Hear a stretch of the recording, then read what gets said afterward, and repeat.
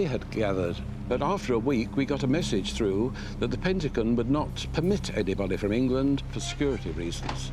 So the door was closed, bang. We had supplied them with all this information.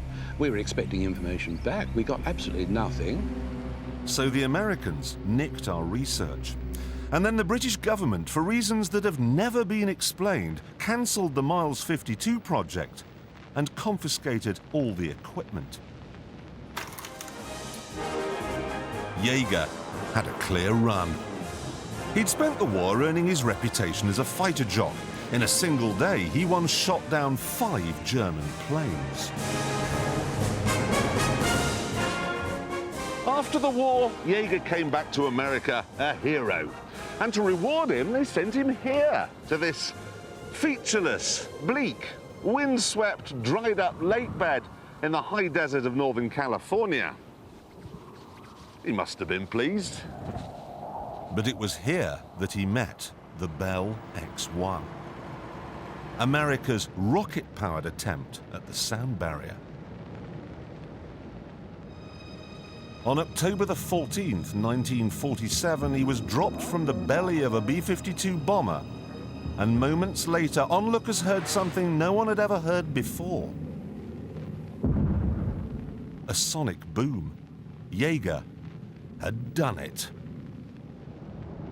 But it wasn't the rocket power that got him past Mach 1. It was how they stopped the shockwaves jamming the controls. And that was down to the X-1's clever rear wing, the horizontal stabilizer. For the first time, like the X-1 had a movable horizontal stabilizer. That's a big breakthrough. And since our program was classified, it took the rest of the world, the British and the French and Soviet Union, about 5 years to find that out. If I could just have a minute of your time on that. Ordinarily, I wouldn't be that bothered about the back wings on a jet fighter. I mean, life's too short. But I am getting increasingly fed up with Americans going around claiming that they invented everything. This is what Chuck Yeager is talking about. You see, on a normal slow plane, there's a little flap here that goes up and down. But on a supersonic plane like this Lightning, the shockwave comes barreling down the side and jams it, and then you crash and die, and it's all very ugly. Finding out that the whole wing had to move like it's doing now, that was the discovery, that was the key that got Yeager through the sound barrier. But was it, as he claims, the Americans that thought of it? Of course not. They hadn't got a clue about moving tailplanes. We had the actual wing being test flown on a low-speed aircraft in 1943. He's right. This footage, taken 4 years before Yeager broke the sound barrier, shows a British plane with a movable wing. The same thing was fitted to the Miles 52, so would it have gone faster than sound? Without a shadow of doubt, it would have gone through the sound barrier. Oh well, never mind, Dennis. The Americans may have punched a hole in the sound barrier. I don't want to be too angry. But we're the ones who go through it with style.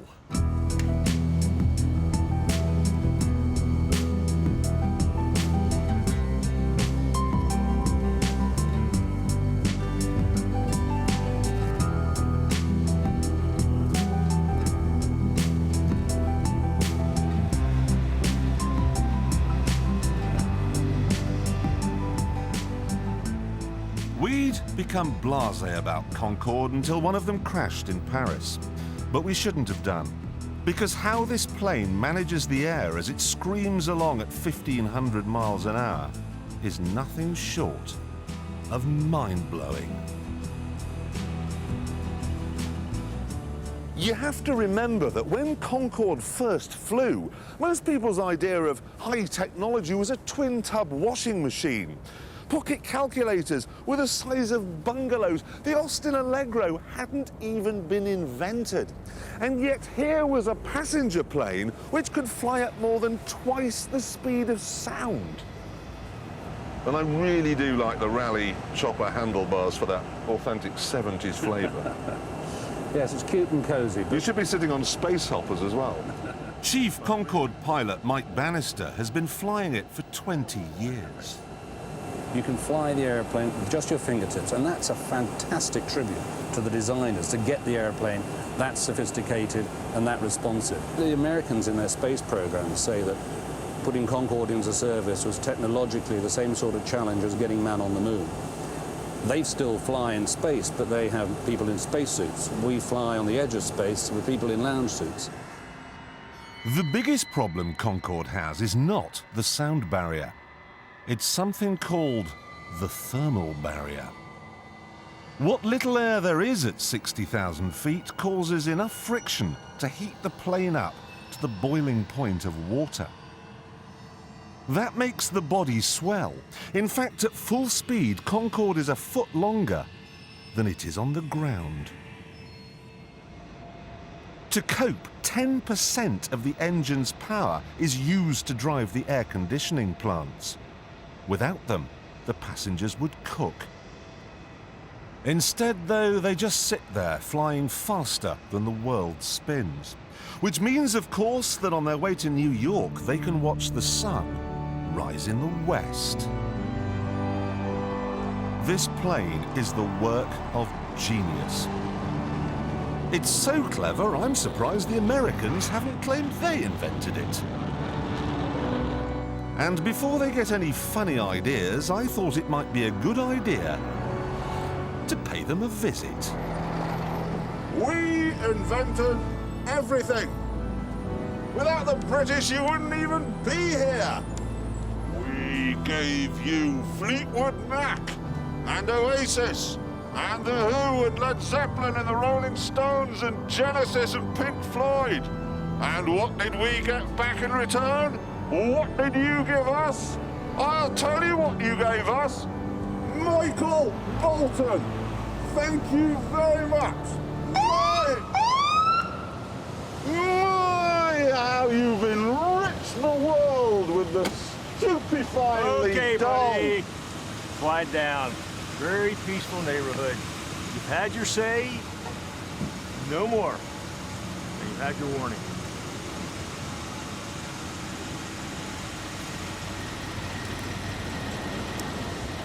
We invented the police force. That's and it. we invented. All right, thank you very much. Let's take a ride down. We invented the U.S. Navy. Did you know that? Nice warm cell. Are they handcuffs? They're British. Painful police brutality. That was one of ours. And you're going to put me in a car. A German invention, that, you know, got nothing to do with you lot.